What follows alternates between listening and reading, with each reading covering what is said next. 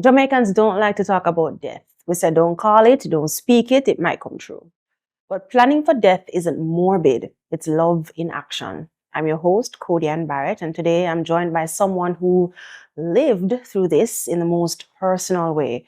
Her story is powerful, it's honest, and it shows us why planning matters. Welcome, Denille. Thank you, Cody.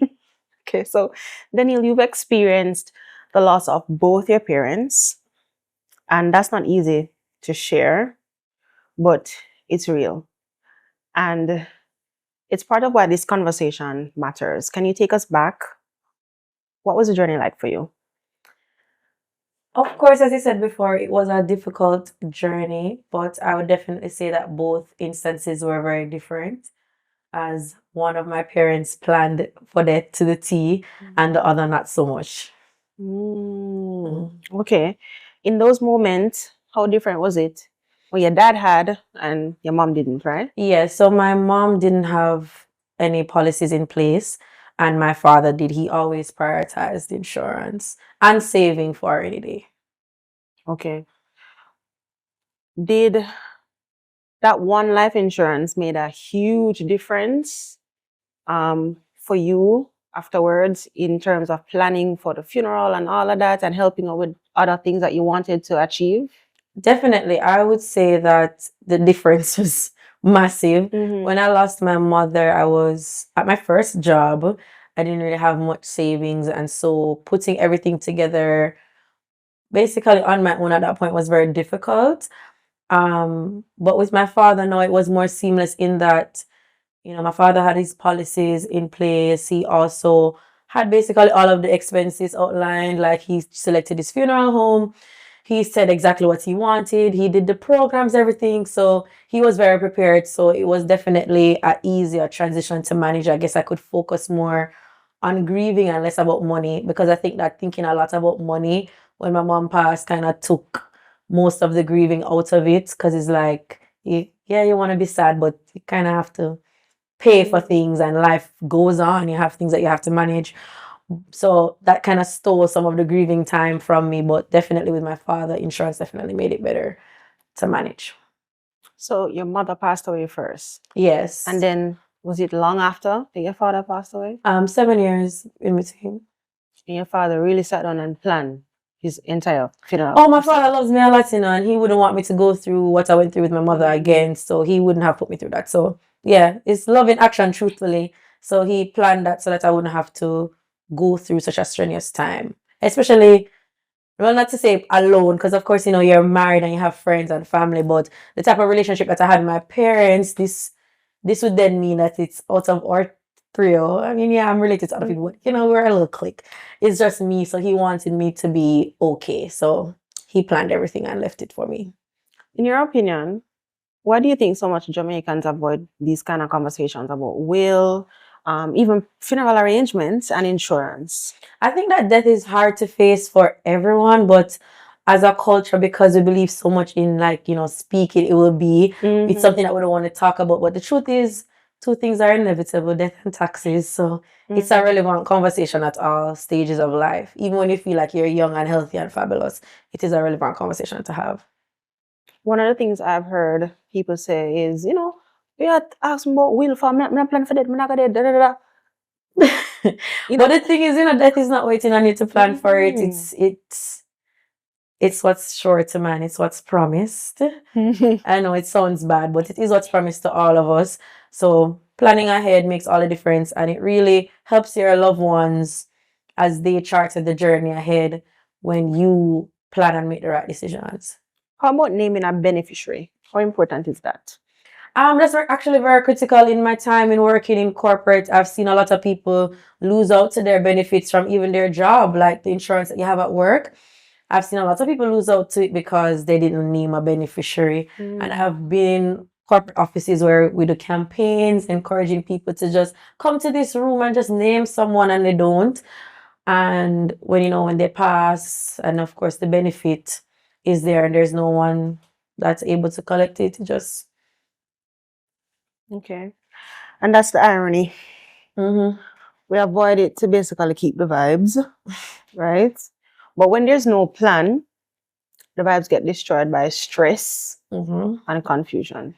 Definitely, because my mom's passing was not sudden, but definitely, I guess because I was much younger at that point, I didn't really understand how expensive these things were, and I had to come out of pocket. And as I said, it was my first job ever. But I handled it. But it was difficult to say the least. I've heard many people talk about, my mother passed away, my father passed away, and it's me bury them myself. And a lot of people talk about it like it's a badge of honor, like Oh, I did no. this myself, No, it's not a badge of honor at all. And I'm wondering, how do you feel like having experienced this, right? How does it impact you and how you think about the next generation? Sometimes I wonder when people talk, when you hear them talk and them say, I did this myself. It's kind of like them feel proud of themselves that I did this myself, but I don't know if it translates to this is what I experienced. I don't know if I want somebody else to experience this. I don't know if it translates to that. Yeah, I wouldn't want anyone else to go through that, but also I think sometimes when we're faced with financial things that we have to overcome, I think we don't even realize that it's a long-term cost. So I don't think that immediately I felt the cost of what I had to do, but definitely down the line, everything adds up and you're always gonna pay. Everything is in checks and balances. So even if you don't feel or see that you're facing the implications of your financial stress that you went through, it's going to come back down the line. Sad to say, but it's one of those things that those setbacks really do set you back. As someone who experienced both sides, right? How has it impacted how you think about insurance moving forward now? I would definitely say that my father was always trying to get me on board with understanding the importance of insurance. And I saw how it impacted people around me, different family members. And I really do think it's something that everyone should invest in because it's truly an investment. You think it's something that is only for children? Like a lot of people say, oh, I don't need it because I don't have kids. Oh, no, man. Once it is that you have anyone in your life that you love, even a smidge, and you would want them to be able to not have to worry about the financial part, but just worry about the living without you part, it's something to consider. So your husband, your favorite auntie, your favorite cousin, anybody that you know that is going to have to handle the burden of your passing, you should try to ease that for them. So your dad's insurance policy, how did that really impact you afterwards? What did it mean for your family? Well, one of my father's wishes was for me to use the balance of the money to clear debts and things like that, and I was able to do that, so I was very happy for it. But he did plan down to a T the funeral expenses because he had some very special wishes. Yeah, specific wishes, and he refused to leave it to anybody else to pay for because he wanted it, and I was happy to be able to be the executor of such. If somebody's listening now and they're probably wondering, why is this conversation important, or how can I start this conversation with my family? Because it is a sensitive topic for some people. They really take it as an insult. For some people, like, why are you asking me about this? Or you plan to kill me off so you can get me insurance money? I've heard people say these things. I've also heard a lady say she don't believe in insurance because she's seen how other people die and they leave the insurance and the kids squander the money, so they don't believe in it. How can we actually have a healthy conversation around insurance within our families?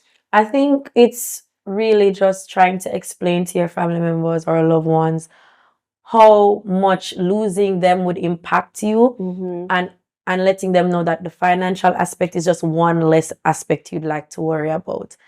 And I think that, yes, it can be difficult, but everything comes in strides day by day with the person. I mean, perhaps coming to them immediately with a agent and saying, okay, sign this is not the best approach, but perhaps just starting to have small conversations about it. And and the truth is, I know a lot of us are young people who may think that our parents may go before us, but it's a two-way street conversation because we really never know what's truly going to happen. So I think it takes planning on both parts and letting your family member know, hey, it's not only that I'm hoping that you'll pass, I'm going to do this too, just in case I go before you, you will also have the security for us to have a peaceful send-off. And I know that for some people, they might think, the amount, the coverage. They might Oh, it's think, actually very, I would yeah. say definitely there is a package or an option for everybody's financial situation. I think a lot of people probably think that It's my mom would expensive, have right? insurance over my dad because my mom was like a corporate girl and my dad was self-employed, but he still was able to manage his payments and clearly didn't miss a beat. And so I think that no matter what financial stage you're at in your life, whether you're just getting your first job or if you're climbing the corporate ladder, there is a policy that can suit your need based on your budget. All right, so Denille, first, I just wanted to emphasize how important or how much it really meant to you that your father, at least, did your father get the insurance like later on in life, or did he had it? Did he? Is it something that he had from a long time? I think after my mom passed, he Yeah. really started to prioritize it because he saw the impact that it had on us as a family, and he didn't want for the same thing to happen. He wanted to make a difference. So I don't think he necessarily had all the information at once, but he went and he found it and he asked the right questions and the right people. And then so he started to explore the policies and like, of course, there's a time period in which they're like, oh, not necessarily saying you have to wait to die, but my father was even making note of that. Okay, so at what point now would this be the amount and that sort of thing? So even though he wasn't knowledgeable, he asked the right people the right questions because he didn't want what happened with my mother before to happen when he passes. So in his last moments, he shared with me, hey, you don't have to worry about anything. I'm gonna pass like Friday, Saturday. He's like, I'm definitely gonna pass on the weekend. Oh, so he was sick. So he's like, I'm definitely gonna pass on the weekend. And so around Sunday or so, when you feel a little bit better, you can get the plans from your aunt. I already outlined everything, what's going to happen, who's going to do what. And you can just sort out with my agent how you'll get the payment. Denille, when your father was telling you this, when he was having this conversation with you on his deathbed, right? How did you feel listening? My father, and I was hysterical because my parents are close. As I said, we're a little clique. Could you pay attention though in that moment? No, class, my tell him say I'm not going to die. I say if you can't wait till Monday for die, then give me a little more time. And he was saying that that's not how it works. Denille? No, for sure. I asked him if we can't get till Monday. Because Friday was a bad time for me. Let me explain. Because my mom passed on a Friday. So when my mom father did for Friday to come, I said, I don't have no vibes. But in passed on Friday to so now I just can't just have a peaceful Friday. Did you hear anything you were saying though? And then I know I didn't hear anything. And then he was just like, okay, then he's like, I must call my husband, make him tell my husband. Yeah. So I go outside and I'm like, that is the same one to tell you like what to do when him die. My husband start ball. So you must say him not come. And then my father just like, when I realize that regardless, I'm gonna die. So whether or not you don't want to listen, it's this weekend. So me I said, this is unbelievable. And he was right. It was very much weekend. After his passing, how long did it take for you to get everything? Oh man, my agent was fabulous, Fab. So I got my payout very quickly and I was able to use it to pay for the funeral. And it did take me some time to do the funeral because, I want all of my family to be here. So I think the funeral was maybe like a month after. And so I had the payout and I was able to execute. So it helped you pay the funeral. It also helped you to clear some debts. Definitely. What else? Anything else? No, that was really what my father really wanted me to do. So I just obeyed his wishes. You have life insurance now? Yes. It's not up for discussion, don't it? It's not. The truth is, you don't want the people in your life to be stressed out. Like losing somebody that you love is already hard. It's already hard to think about going on without them. And then the next thing you have to think about is, oh, go pay for the soup. But also, soup, right? I was going to say that. Oh my God. The tradition, the Jamaican tradition. They said, I mustn't waste none of the money on the people them. So I kept nothing. Shout out to my daddy. Him said, I'll keep nothing. Make everybody in their yard. And him said, don't make nobody come on yard. Wow. Yeah. Him said, somewhere else, my boss. So that our tradition. Me, because my mom passed. We did 9 nights, set up the whole shebang. And people them eat like there was no tomorrow. Yeah. And my father was like, not on my bill. Y'all are gonna eat somewhere else. Yeah.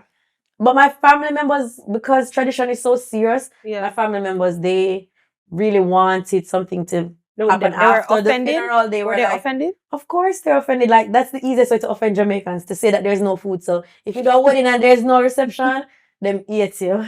And if you do somebody that I keep no repast and I keep my set up, they eat you because they want something to eat. But my father said, not on this bill. If you don't want to eat on your own. So, and at the time I did work at a restaurant, and of course they volunteered to sponsor me the food, but that's also offensive to many people. So my family were just like, no, they want to pay for it. So they didn't take the free food that I got either. Everything is offensive in the Jamaican context. Everything. So funeral planning is like intense.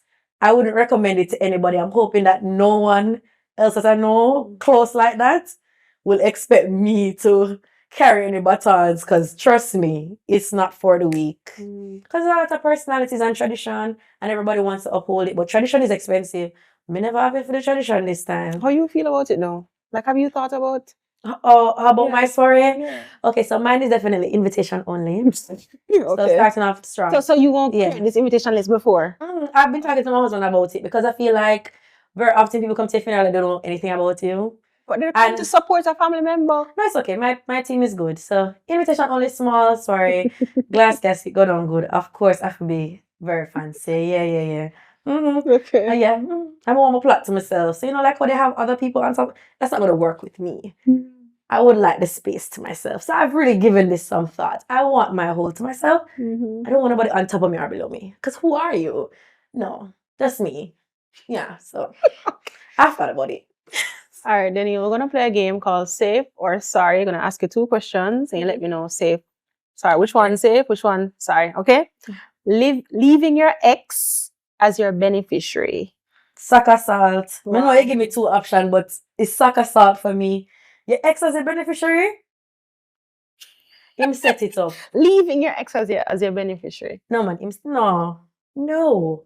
I think Something nobody else. if you did married and No, then man, you get divorced. If I even the bus driver will carry me as school, me a pick me that get over my ex. But yeah, I say no funny. If I even somebody who me barely interact with, like on the road. What if it's your ex-husband, like he got married but he just forgot to change? Me not gonna forget that. Me not gonna forget that part there. So you must really update your beneficiaries, like life changes, and situations change. Update. I don't know who needs to hear this. Okay. All right. So writing down your funeral playlist. Vibes. I love that. Oh my God, you gave me a great homework. I forgot to do a playlist. No, I love that. Yeah. I also thought about doing my own eulogy. No, Cody, A that's video. self-centered. Yeah, like That's a my little own creepy. eulogy. I No. don't want nobody know me better than me. It's just a movie, It's like a send-off. No, nobody know me. It's like cue eulogy. Hello guys, it's me. You know how we just get up and storm out? Like that would just really, really grind my gears if them say, please look to monitor, and it's you, girl. If you don't lie down in the box and just relax, it's like your box time. Just rest I think in it's cool. peace. I had an ex, his grandfather did that, and I thought it was really cool. He was dying from cancer, and he put on a suit, and he did a whole production reading his own eulogy, doing his. I thought it was masterpiece. I'm gonna do this. So me core. Should that just be nobody ever core? Because why you can't just rest off your body? No, something about rest really tempting to me. I would have loved to just lay down. Why can't just relax? No, sir. All right, Denille, thank you so much for sharing so openly. Your story is a reminder that planning doesn't stop grief, but it does stop chaos. And to everyone watching, this is the truth. Death will come. The question is, will your family be left with pain alone or pain and peace? I'm Codian, and this is Living Fully, presented by FFK, solving tomorrow's problems today. See you next episode.